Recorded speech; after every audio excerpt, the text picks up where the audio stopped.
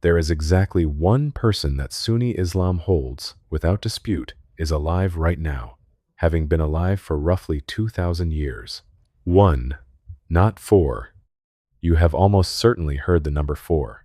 4 prophets still living, 2 of them in the heavens and 2 of them walking the earth, with the names given confidently and the sourcing given vaguely or not at all. That list is one of the most widely circulated claims in Islamic content anywhere. The narration it comes from is of unestablished authenticity, and the moment you take it away, what remains is not 4 confident answers. It is one certainty and one enormous argument that has run for over 1,000 years between scholars whose names are on the spines of the books everyone else quotes. That argument is the video. Because the interesting thing is not who is alive. It is that the scholarly tradition never settled it, and that both sides of it spent centuries claiming they were the majority. Start with the certainty, because it is genuinely certain, and it is Quranic. Chapter 4, on Nisa, verses 157 and 158. And for their saying, "Indeed we have killed the Messiah, Isa son of Maryam, the messenger of God. And they did not kill him, nor did they crucify him, but it was made to appear so to them." And indeed, those who differ over it are in doubt about it. They have no knowledge of it except the following of assumption. And they did not kill him, for certain. Rather, God raised him to himself, and God is exalted in might and wise. Look at how that passage is constructed, because the Quran is being unusually emphatic. The denial appears twice. They did not kill him is stated, and then the passage says other people are in doubt and are following assumption, and then it returns and says it again. They did not kill him, for certain. The Quran does not normally repeat a negation inside 4 lines. When it does, it is because the point being denied was a live and contested claim in the environment where the verse landed. And between the 2 denials, it says something about the people arguing over it. They are in doubt, and they follow assumption, and they have no knowledge of it. That is a comment on the state of the evidence available to everyone who was disputing the matter at the time, which is a striking thing for a text to say about a subject it is in the middle of settling. And then comes the positive statement, which is the one that matters for this video. Rather, God raised him to himself. The Arabic verb is rafa'a. It means to raise, to lift up, to elevate, and the passage places that lifting in direct contrast to being killed. The structure is not, he died and his soul ascended. The structure is, they did not kill him, they did not crucify him, he raised him. That is the Quranic basis, and on that basis the Sunni position is that Isa, peace be upon him, was not killed and is alive. Now the second half, and this is where it stops being an isolated verse and becomes a doctrine with a great deal of authentic material behind it. The return of Isa is established in Sahih al-Bukhari and in Sahih Muslim in multiple narrations through multiple companions. This is not marginal material. It sits in the core collections in the chapters on the signs of the hour. The Prophet, peace be upon him, described him descending, and the descriptions are strikingly concrete. He described him breaking the cross and killing the swine, meaning that the disputes over his nature and death would be resolved by his own arrival. He described him abolishing the jizya, because in the situation he descends into, there will be no one left outside the faith to levy it from. He described wealth becoming so abundant that nobody would accept it, and there is a narration in Sahih Muslim in which he descends at the white minaret in the eastern part of Damascus, placing his hands on the wings of 2 angels, and the account describes water falling from his head when he lowers it and drops like pearls when he raises it. That level of physical detail in a Sahih narration is what makes this a settled matter rather than an opinion. There is no Sunni school that disputes the return of Isa. This is the one item in this entire video with no argument attached to it. And notice something about how the Quran handles him elsewhere, because it reinforces the point. Chapter 43 describes him as a sign of the hour and instructs that there be no doubt about it. Chapter 3 records God addressing him and telling him that he will take him and raise him and purify him from those who disbelieved. The material is not thin, and it is not scattered. It is in the Quran, it is in both Sahihs, and it is doctrinally load-bearing in a way almost nothing else in this subject is. There is one honest note of nuance worth including even here. Scholars have discussed the precise meaning of the word tawafi in Chapter 3. which can carry the sense of taking in full or of causing to die, and there has been genuine discussion about how the sequence in that verse relates to the raising. But that is a discussion about the mechanics of a single word, conducted by people who all affirm the same conclusion. Nobody in that discussion is disputing that he was raised or that he returns. So that is the answer to the title, if you want the short version. One person, established by Quran and by Sahih narration, with no scholarly dispute in Sunni Islam across 14 centuries. And it is worth registering how unusual that is. Almost everything in this video has an argument attached to it. Almost everything in the surrounding subject area has an argument attached to it. This one does not, and the reason is simply that the evidence for it is of a different class entirely. A Quranic passage that states the matter twice, plus multiple narrations in both of the two most rigorously authenticated collections, transmitted through several companions. When the evidence is that strong, there is nothing for scholars to disagree about. The presence of an argument is usually a reliable signal about the state of the underlying material, and its absence is too. Everything after this point is contested, and I am going to spend the rest of this video showing you exactly how contested, because the disagreement is more instructive than any answer. Here is the claim everybody has actually heard. It is usually phrased as a narration, and it goes roughly like this. 4 prophets are alive. 2 of them are in the heavens, Idris and Isa, and 2 of them are on the earth, Khidr and Ilyas. It is neat and symmetrical, 2 above and 2 below, and it has the shape of something designed to be memorized. It circulates precisely because that shape makes it easy to repeat. And notice how it distributes the names, 2 in the heavens, 2 on the earth. Idris paired with Isa above, Khidr paired with Ilyas below, every slot filled, nothing left over. Real evidence does not usually arrive pre-sorted like that. The authenticity of that narration is not established. It is not in Sahih al-Bukhari. It is not in Sahih Muslim. It does not appear in the rigorous collections as a sound prophetic narration, and hadith specialists examining it have not been able to establish a chain that holds.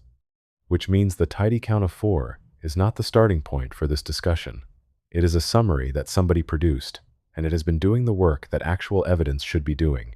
That distinction matters more than it might sound. If the 4-name list were established, then every one of these figures would be settled, and there would be nothing to discuss. Because it is not, each name has to stand on its own material, and the material for each one is wildly different in quality. One of them has a Quranic passage, and both Sahihs behind it. One of them has a 1,000-year scholarly deadlock. One has a single ambiguous verse, and one has almost nothing at all. Presenting them as a list of 4 flattens all of that into a single, confident claim, which is exactly what a list is designed to do. Take it away, and here is what you are left with. Isa, established. Everything else, an argument.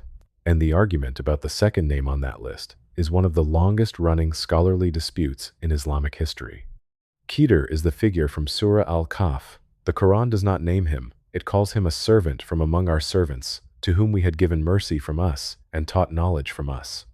The name comes from the hadith literature, where the Prophet, peace be upon him, explained it, and it relates to greenness. A narration in Sahih al-Bukhari mentions that he was called Khidr because he sat on white ground and it turned green beneath him.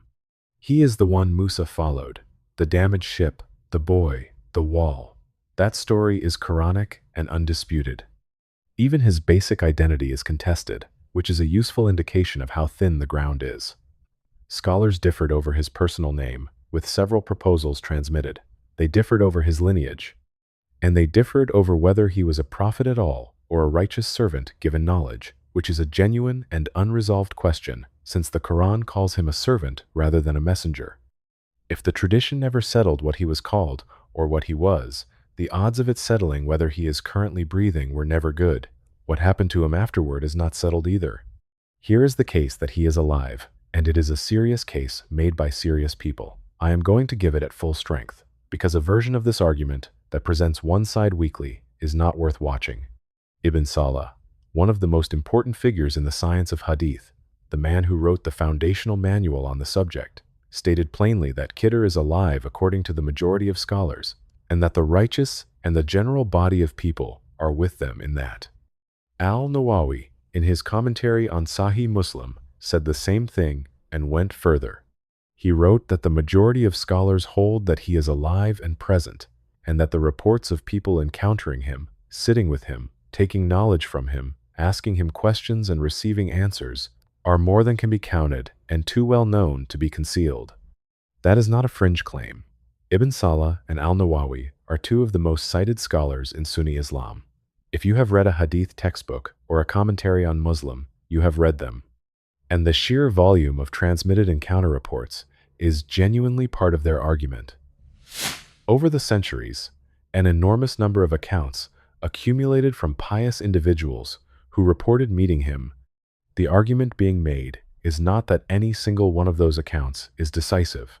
It is that the accumulation is difficult to dismiss entirely, and that a claim held by the righteous of every generation across every region carries a weight of its own. Al-Nawawi also listed scholars who held the position, and the list is not short. Ibn Salah is on it. Al-Iraqi appears in the transmitted lists, alongside a range of jurists across the schools. So the case is not sentiment. It is a combination of an asserted majority position, an accumulation of reports, and the endorsement of scholars whose judgment is trusted everywhere else. Now, the other side, and it is at least as heavy. Al-Bukhari, the man who compiled the most rigorously authenticated collection in Sunni Islam, was asked directly about whether Khidr and Ilyas are alive. His answer is preserved, and it is a single sentence in the form of a question. He said, "How could that be, when the Prophet, peace be upon him, said that no one on the face of the earth today will remain after 100 years? That narration he is quoting is not disputed. It is in his own collection and in Sahih Muslim, transmitted from Abdullah ibn Umar, may Allah be pleased with them both. The Prophet, peace be upon him, prayed the night prayer toward the end of his life, and afterward he stood and said that at the head of 100 years from that night, nobody currently on the face of the earth would still be here." Sit with what Al-Bukhari is doing in that sentence, because it is a whole methodology in one line. He is not producing a counter-narration. He is not weighing anecdotes. He is taking an established text and asking how the claim survives it. And he is doing it in the form of a question rather than a ruling, which is its own kind of comment. So the rejectors have a Sahih Hadith, and the acceptors have a body of transmitted encounter reports.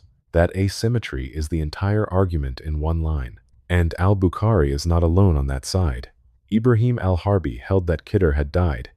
So did Ibn al-Munadi, who considered the opposing view objectionable and said there is no sound narration establishing that he is alive. So did al-Hasan al-Basri from the earliest generations.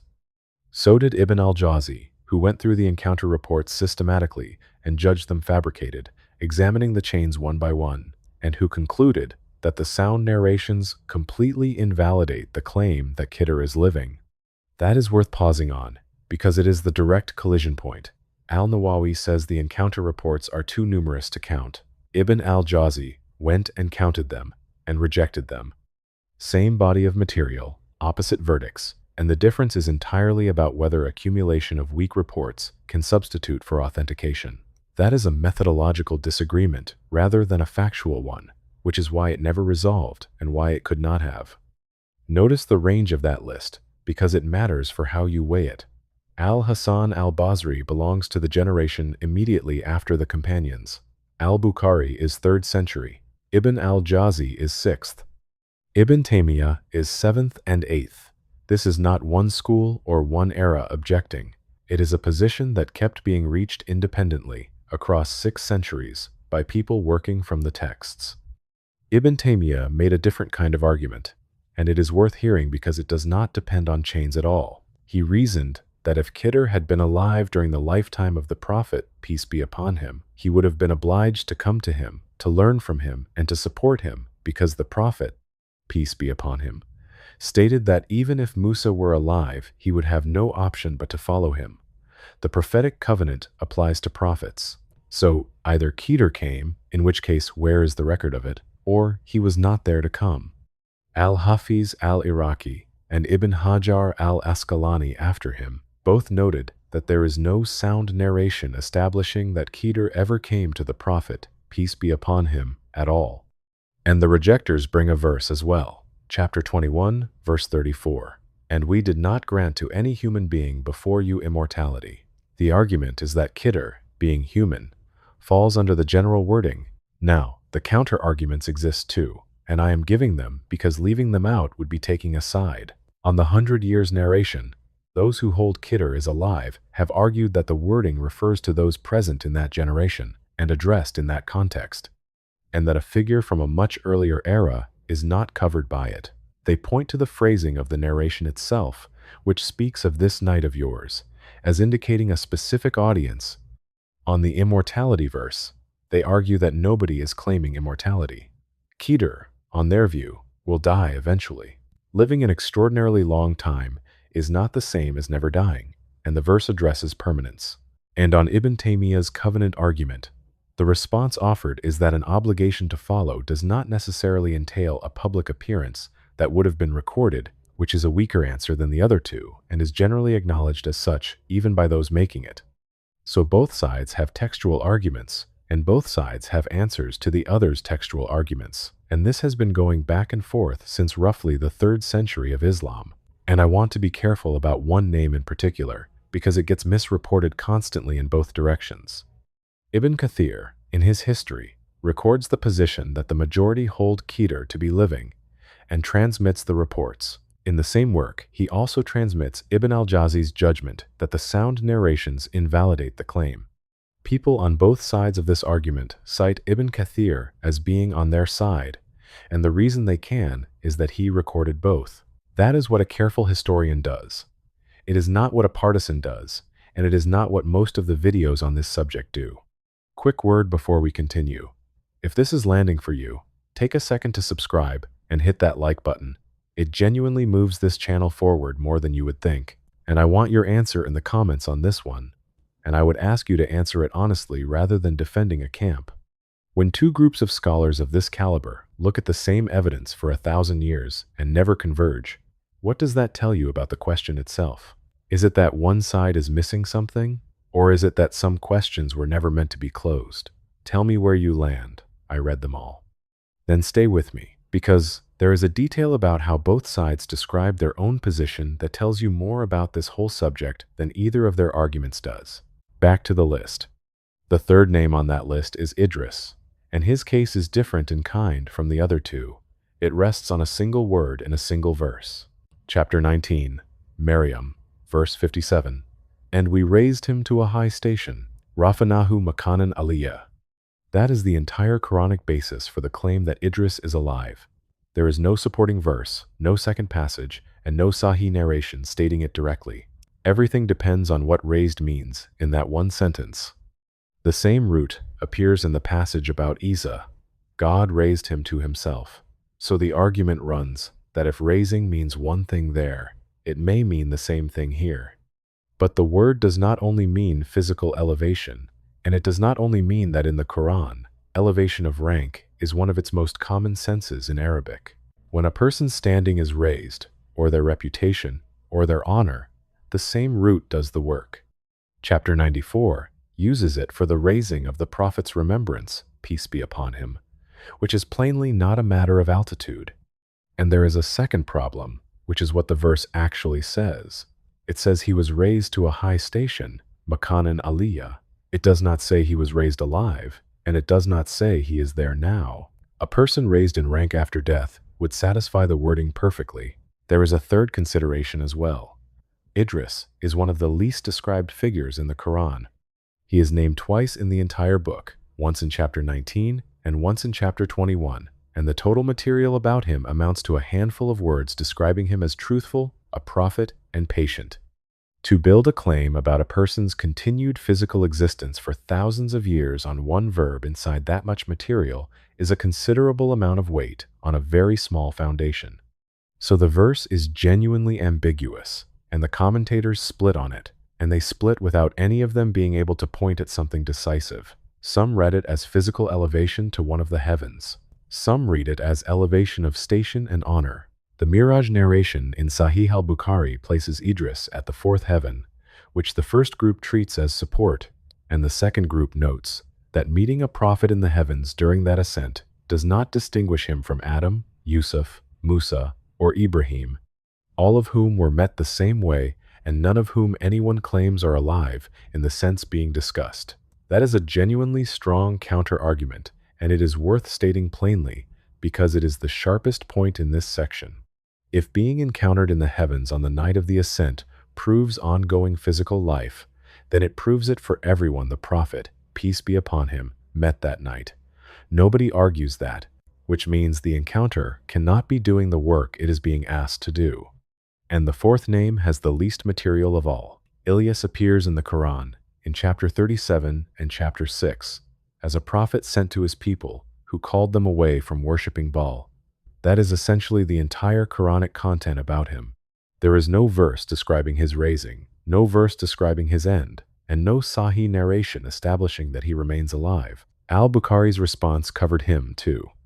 The question he was asked was about Hidr and Ilyas together, and his answer covered both with the same objection. There is transmitted material pairing the two of them, including reports of them meeting annually, and that material is of the same quality as the encounter reports generally, which is to say unauthenticated. There is also a persistent confusion in some sources between Ilyas and Khidr as names for the same figure, which is its own indication of how loosely this material was held. When two names in a list are sometimes reported as the same person, the list is not doing rigorous work. So the four names, examined individually, come apart into four completely different situations. There is one with a Quranic passage, and both Sahihs behind it, one with a 1,000-year scholarly deadlock, one resting on an ambiguous verb, and one with essentially nothing at all. Four names, four entirely different evidentiary situations, presented as a single sentence with a number at the front. That is what a list does to a subject. It makes four things look like one thing. Before we get to the payoff, there is one more thing worth saying about the encounter reports, because it is the honest reason this claim spread as widely as it did. A story about meeting Khidr is unfalsifiable in both directions. Nobody can prove it happened, and nobody can prove it did not. And it carries an enormous amount of weight for the person telling it, because being selected for such an encounter says something about them. That is not an accusation against anyone in particular. Most of the people who transmitted these accounts were sincere, and many were genuinely pious. But a claim that cannot be checked, and that elevates the person making it, will accumulate over centuries no matter what the underlying reality is.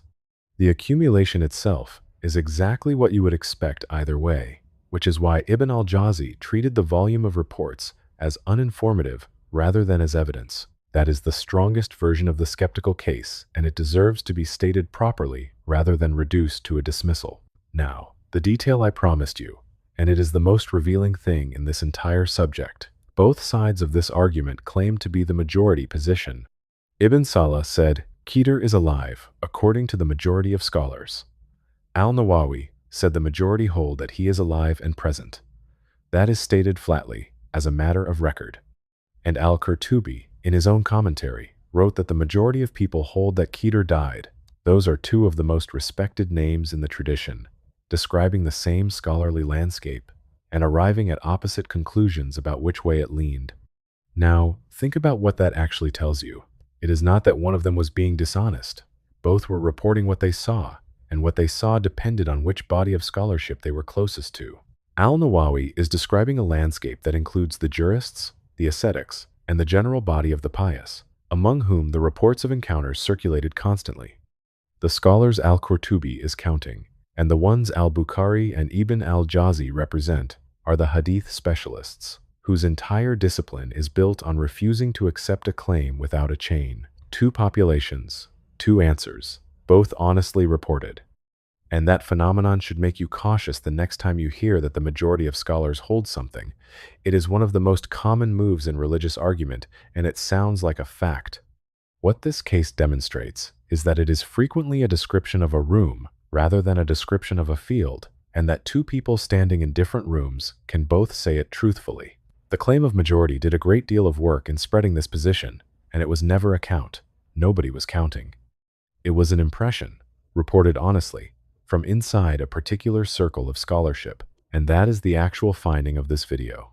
The disagreement about Qidr is not really a disagreement about Qidr.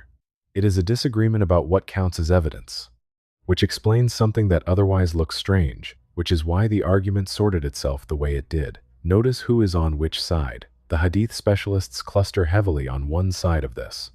Al-Bukhari, Ibn al-Munadi, Ibn al-Jawzi, Ibrahim al-Harbi.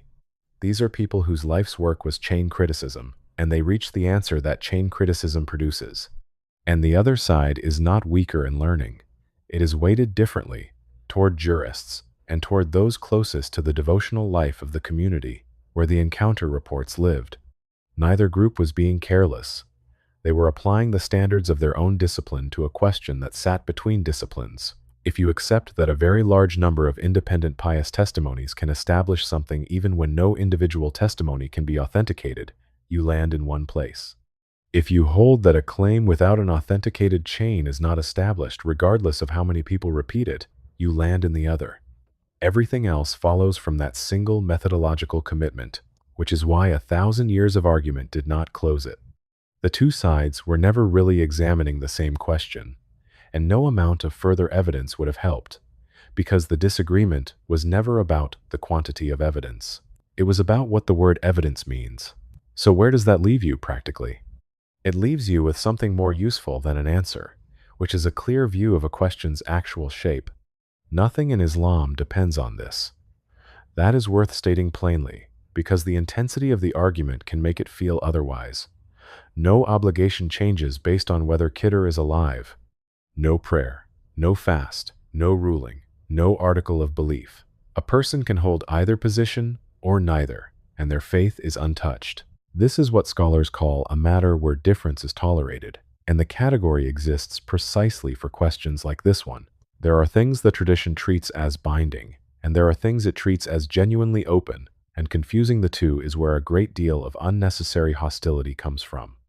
Anyone telling you that a person's Islam is affected by their position on this is telling you something the scholars on both sides did not say. Al-Bukhari did not excommunicate anyone over it. Neither did al-Nawawi.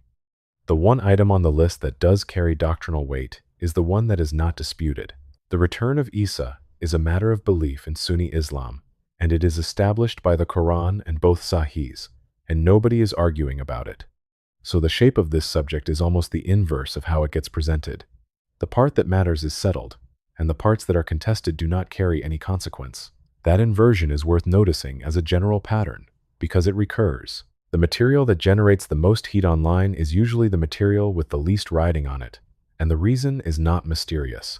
Settled things do not make arguments, and arguments make attention. The doctrine sits quietly in both Sahihs, agreed on by everyone, and gets a fraction of the coverage.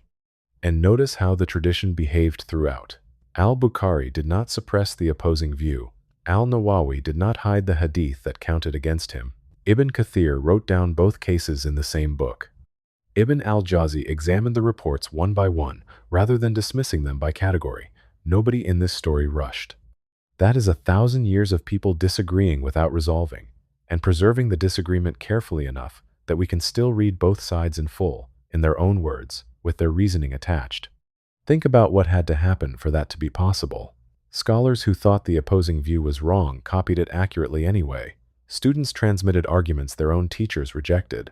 Nobody with the power to erase a position from the record used it. The argument itself is not the impressive part, the preservation is. And the last thing worth saying is the thing this channel keeps arriving at, because the Quran keeps arriving at it. The question of who is alive is, underneath everything, a question about time running out. It is interesting to people, because being alive for 2,000 years sounds like an escape from the one deadline nobody negotiates. The Quran addresses that deadline directly, and what it says is not about duration. Chapter 39, verse 53, say, O my servants, who have transgressed against themselves, do not despair of the mercy of God. Indeed, God forgives all sins. Indeed, He is the forgiving, the merciful. Notice that there is nothing to grade there. No competing chains, no camps, no scholar claiming a majority against another scholar claiming the same majority. It is one of the clearest verses in the book, and nobody has ever needed a specialist to sort it out. The things that were disputed for 1,000 years were disputed because they were peripheral enough to be disputable. The thing that was needed was made plain enough that it never was. And there is a final observation in that, which is the honest reason a video like this is worth 30 minutes. Every figure in this episode was, at some point, an ordinary person waiting on the same thing. The man who followed Musa did not know how his own story would be reported.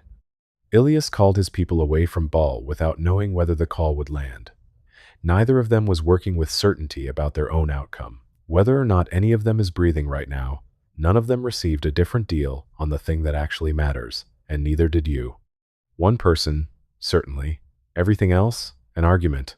And if you want the story of the man Musa followed, the damaged ship, the boy and the wall, and what the four narratives in Surah Al-Kahf are actually doing, that video is on this channel, and it is the natural next one to watch.